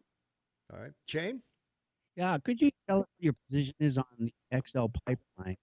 And also, natural gas is 5.1% of the energy produced on your national grid. What's your position on gas fracking? I'm right on the edge of the Bakken play, and I think, natural gas is certainly a bridge fuel that we're using, that we're actually exporting from the United States now. And it's so much cleaner. Most of our coal generation has switched over, if they could, from coal to natural gas. The Keystone Pipeline's a tough one because everybody wants the economic development. I don't have a firm position on it. It's in that, still in the courts, or roughly it's been approved by President Trump. So I know as the RECs, the co-ops, are eager to have the development and the load for their electricity. It's one of the things that probably Whitney and I don't agree upon quite as much, and we'll see where it ends up. But it's a tough situation. Yeah, they're supposedly starting construction on it this month. And right. And the other thing that's important about it is it's going to produce about $60 million a year in property taxes to the lowest income counties in Montana, and that's a lot of money to kiss off, for underground pipeline. Yeah, it's a hard situation to do, and it'll work through the system, I think, and we'll come up with the solution. But I think there's a lot of unknowns at present whether it's going to go forward or if it'll be stopped again in the court. All right. Yeah, but Buzz, we're out of time. Are you in favor of fracking and the XL pipeline? Yes or no? I don't have a position on. I don't know enough about the XL pipeline to form an opinion. I am in favor of fracking if it's done in the correct way. There's always a situation we're dealing with some problems with oil development back in the 50s with salt plumes in our groundwater. So, but fracking's different over here in the Bakken, where you're 2 miles down versus the shallow fracking, say, in Pennsylvania. True. And other spots. All right. Buzz, we need to get Whitney on here sometime with you. So maybe in the future we can get that done. It sounds good. Yeah. The more you talk to her, the more you like her. So I think we're offering something different to the voters in Montana, and I hope they respond to that. Okay. All right. Well, you got my contact information, so whenever you guys want to be on, let me know. All right. Thanks, Tom. All right. Thanks very much. All right. Buzz Mattelin running for the Lieutenant Governor of Montana, and we'll return right after these important words. Stay tuned. 24 minutes after the hour. We've got a caller waiting on the line. Shane Mattelin, half man, half amazing in Vancouver. Tom Eagleoff, your morning moron. And Vinny, you're on the air. What's up? There you go. At least you know your place. That's good. Can't hear you, Shane. Hey, I got some advice for President Trump, and I got a question for Shane. All right. Go for it. Okay. Can't hear you, Shane. This coronavirus has shut down President Trump's rally. Yeah. What he needs to do is establish a web presence that's outside of YouTube or Twitter or any other group that can be censored, that he can be cut off. Yeah. He needs to establish a government station with government money, which is unlimited. They can make their own. I mean, they can just print it out of thin air. They don't even print it. They just create it. It's magic. It's the definition of magic. Yeah. Anyway, he needs to create a channel where he can do virtual fireside chat. I would agree. I think that's an excellent idea. For him to do something like that. I think that would be. I think that would be a smart way to go. I mean, if their purpose was to shut down his rally, potential. Be careful what you wish for. Yeah, because he's on every day now, and everybody's listening. Yeah, to him. but they're shutting him off. They can stifle. They can these media conglomerates today can stifle whom they choose. Now I see that. Biden, Sleepy Joe's going on in the morning without any hair to sniff. Yeah, that's true. Yeah, he was on Shane, earlier. I'm not sure what he had to say, but he was here's on my earlier. question for Shane. Go for it. Regarding the Keystone Pipeline, does that give Canada an export outlet for their oil via Houston, or is it now staying in the United States, and they kind of have a captive audience, a captive market in the U.S. now? Give us a Canadian perspective on that. Okay. I'm hoping you can hear me. Yeah, go for it. Yeah. Okay, so the tar sands in Canada is both government and company operated, and it's owned by the Crown. It's on Crown land. Yeah, but it's also run by companies too. But the importance of it is they've increased their production now to over 3 million barrels, and they want to extend that with the XL pipeline. And yes, it's critical for two reasons. One, Canada is the largest exporter of oil into the U.S., over 1.5 million barrels a day. And two, it's great, this XL pipeline, because the tar sands oil is heavier. It's like Saudi Arabian oil. And when it's mixed with Bakken oil, which was the whole idea, it makes it easier to move through the pipeline quicker. So it's incredibly important to both economies and to keep the price of oil at a fair price and keep us both oil independent of the world. Yeah, because I believe most of the oil goes to refineries here in the United States. I don't think it. It goes to Houston. It goes to Houston and Port Arthur. In Houston. Yeah, it goes to Houston and Port Arthur, I think, mostly. Well, right now they're set up to do that. Yeah. Heavy. Heavy crude. The heavy oil from Saudi Arabia they built 30 years ago, but now they can take our Canadian oil mixed with the Bakken pure oil and wham zam, it's great. Real quick, Vinny, I don't mean to interrupt your call, but I just want to alert everyone: your president's big stick with the prince in Saudi Arabia worked. Brent is now 26.34 in Europe, up 6.5%, $1.61, and West Texas is 22.30, up $1.72, up 9%. So clearly the Saudis got the message, and they're not. They're gonna.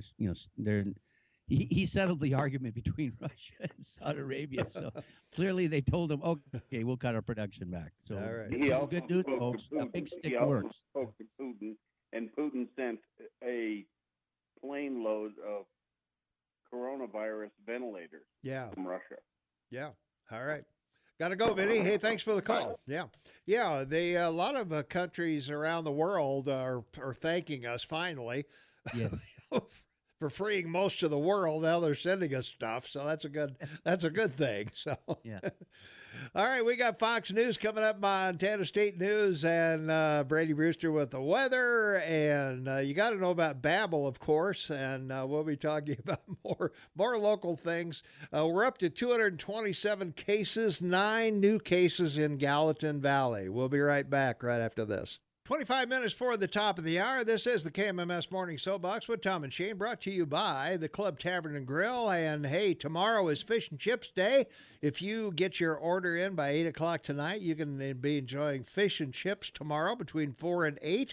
Give them a call at 556-6212, and they will be happy to fix you up. You can also order online at theclubtavernandgrill.com. theclubtavernandgrill.com. You can order on Facebook. You can order by phone, 556-6212. But their fish and chips is super, and it's really, really good. So I would encourage you to get on the phone or get online at the Club Tavern and Grill or 556-6212 and get that on order. More time at home means using more energy than normal. Go to northwesternenergy.com for a list of free energy and money-saving tips, including settings for electronics, appliances, and heating equipment. More at northwesternenergy.com. And you've got to go to bestofbozeman.com and vote for Tom and Shane for the best radio show on radio. You got to get over there and vote for that. Shane, what's up?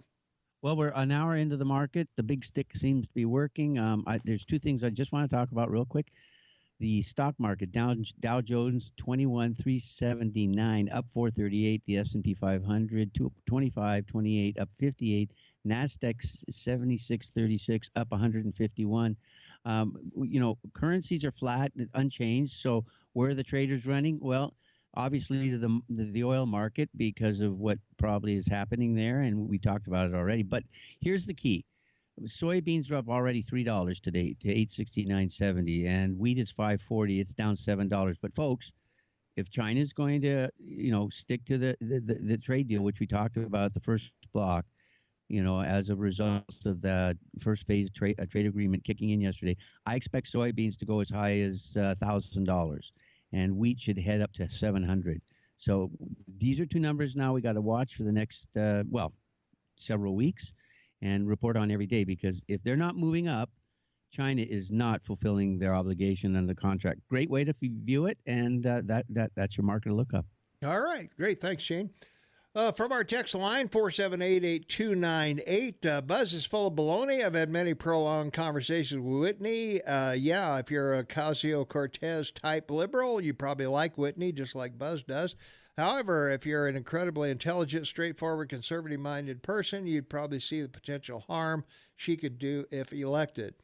From our app chat line, AM 1450 KMMS, could somebody out there tell me, are you or aren't you supposed to wear masks? I hear it both ways. Which is it, Shane?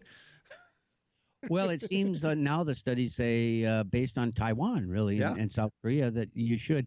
What they were alluding to is that because of the shortage, wearing a face mask should be worn for somebody who's sick. Yeah. So you don't spread it because it's it's virulent and it's easily to catch. Yeah, if you have a cold or something or like that. That's right. Yeah. But now they're suggesting a scarf or a face mask and anything just to cover. But remember, if you use a scarf and you take it home, you got to wash it. Yeah. Because if you've used it for that purpose, or microwave it or something, right? Yeah, exactly. Microwave is a good thing. That's a good it'll thing kill too. it. Yeah. You just warm, don't leave it in there for 3 minutes. It'll melt. But yeah, you're right. Well, the other thing too, with a mask, it keeps you from touching your face. That's another good thing. And, we've ordered some masks. My wife has ordered some. Oh yeah, because she's in a mask.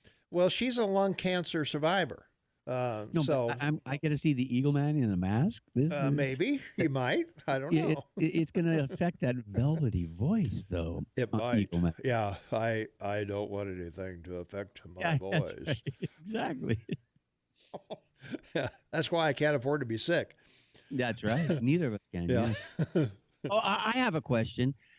Can someone out there explain to me about being at home and restricted at home? Do I still have to wash my hands like 5 times a day if I'm home alone? Absolutely, of course you do. Okay. I do. I don't know. I do. I do because I'm a cook. So anytime I'm near a sink, I wash my hands. I just instinctively do. But well. You from being in the restaurant business, I would think would wash your hands religiously all the time anyway, just from habit. That's what you said. Yeah, exactly. Yeah. Being a cook. Yeah. So, I mean, just to give you an example, the FDA, 30 years ago, they required any restaurant or all kitchens in the U.S. to have a hand wash sink in the kitchen. So every kitchen in the country has a hand wash sink specifically for hand washing. So that's been going on for 20 years. Let's see. Trying to find information here for a listener who wants to know about the CARES bill, what's in it, and what they can do as please recommend best websites to research recently passed CARE bill. For example, my income is from apartment rental. I plan to reduce rent, but don't know how low I can go since taxes, etc. continue. Thanks. I love your show. We put up the guidelines for the paycheck protection thing, and if you're a self-employed person, you can apply, or if you're an independent contractor, you can apply. And you could also reduce rents, I would think, on your property. And also, you would get money for maintenance, the normal things. You would go to the bank and show them your information. And I'm not sure how it works with rentals because rent isn't really an employee. You may be looking at a loan, which would be a 30-year loan, as opposed to a grant, which would. Now, I don't know if they would consider keeping your renters as for it to be a grant.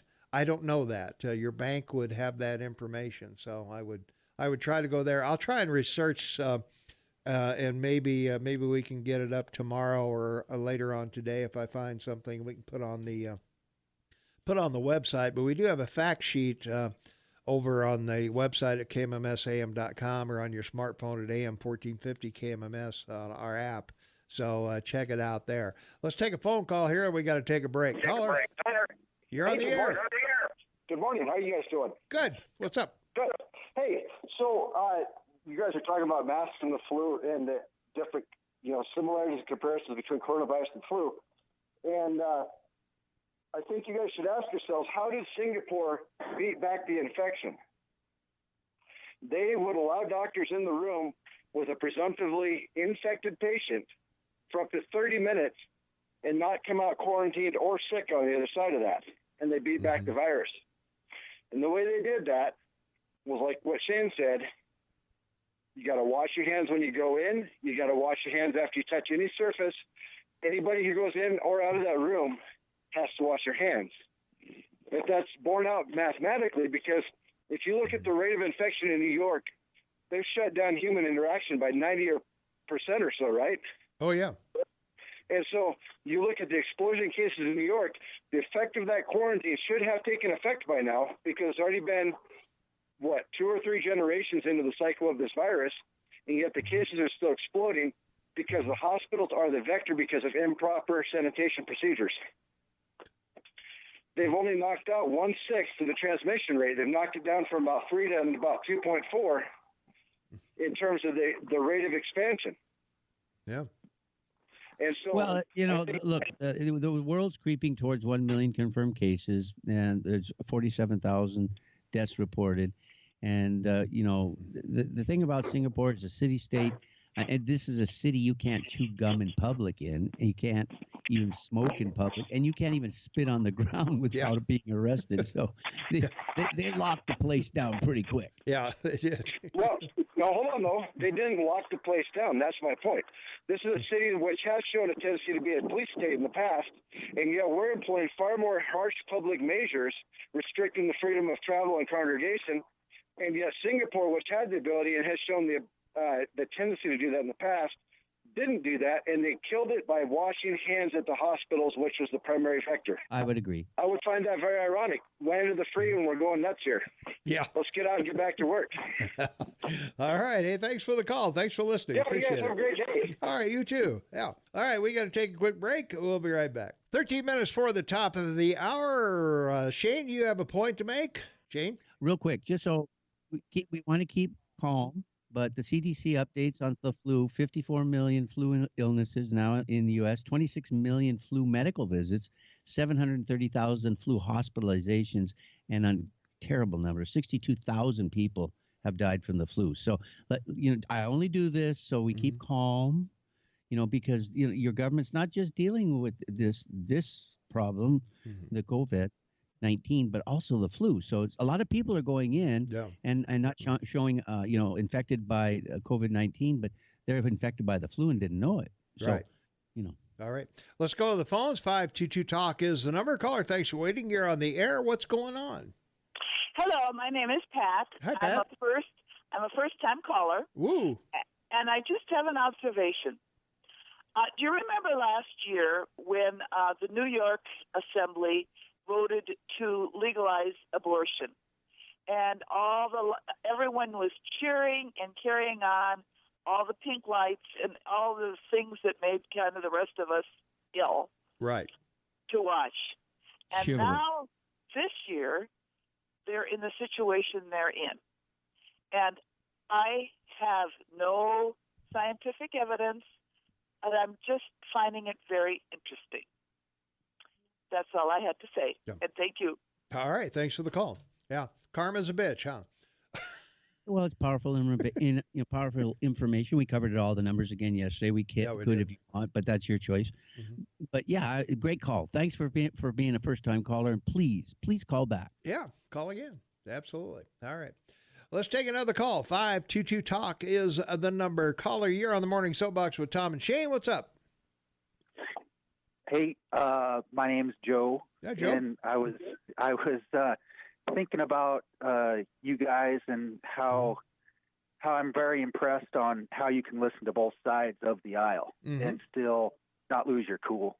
So that being said, that's because I gotta have Democrat listeners. I gotta have them. I'm sorry.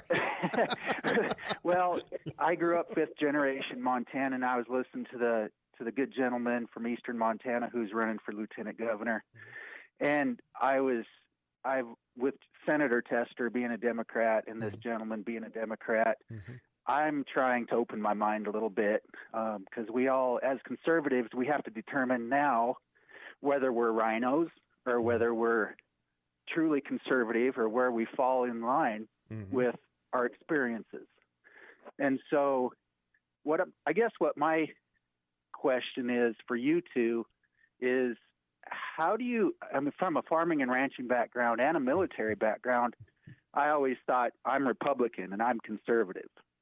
But now I'm trying to open my mind to how generationally our Democrat farmers and ranchers, how they became Democrat.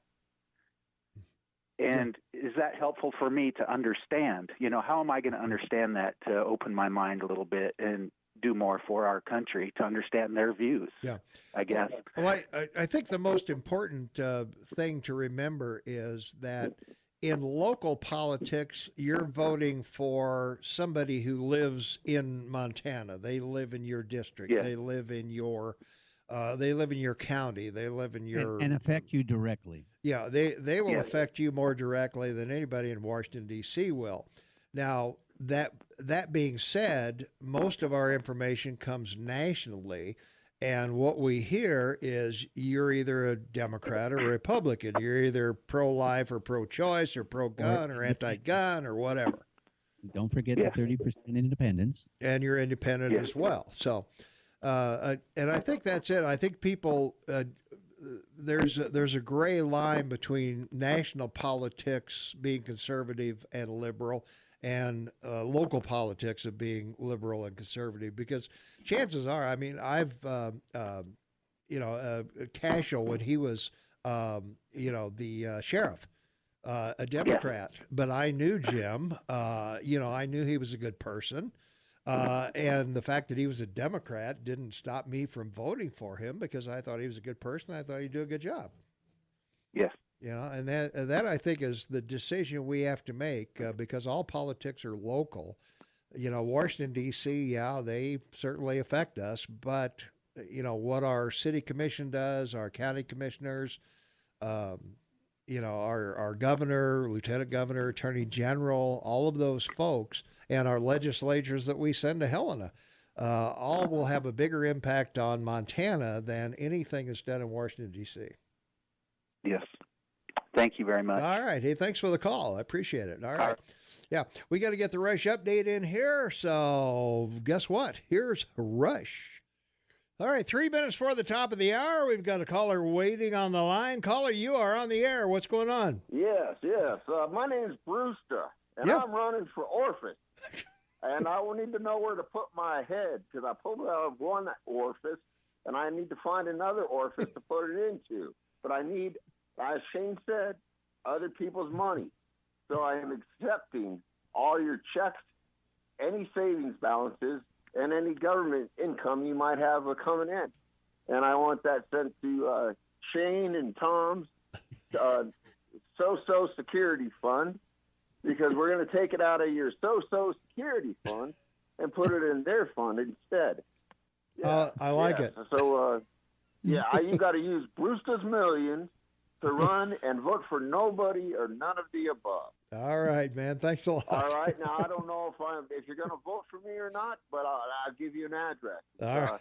111 Nobody's Way. Okay. And you guys have a fun time. That was a great first call. Thank you. We're having a good time. All right. Let's take one more call. We got to get out of here. Caller, you on the air. What's up? That's Clint. What's up? Good morning, good sir. Good morning, Shane. Well, I got something to say here that nobody's talked about, and it's about immigration. And we've got a granddaughter down in Eden, Texas, and she's the head nurse there at a federal prison there at Eden. It was a private, and then the federal government took it over, and the federal marshals are bringing in these various different Mexican people, these Spanish people, and putting them in there. They're going through it and checking them. And Chris, our granddaughter there, she's a head nurse there. And I'm kind of worrying a little about that, but nobody talks about the immigration at all and what's happening there. And another thing, I'm sure glad global warming went away. I really am. So I just wanted to say that this morning, but she's got a hell of a job there, and there's 60 to 70 people a day that the federal marshals are bringing into Eden, Texas, there to that prison, and she has to go through all of them. So she's in a real dangerous spot, like all the rest of the nurses and doctors here in this nation. Yeah. Got to go. Okay, I'll see you later. All right, thanks, man. Thank Say you. goodbye, Shane. Say thank you, Mayor, and everyone be happy, be safe, live in the moment, live to work, and God bless the people of the Gallatin Valley. Amen. All right, that's going to wrap it up for us from our app chat line. How many recuperated out of the coronavirus are in Bozeman? I missed it. I don't think we have those numbers. If someone has, by all means, maybe they can let us know. Let's see, prayers for Ms. Zingeloff to stay safe and healthy, and all those with lung and health issues. Absolutely. We're keeping her well under wraps. My wife is a lung cancer survivor. So that'll do it for us. So we'll be back tomorrow, 6 a.m.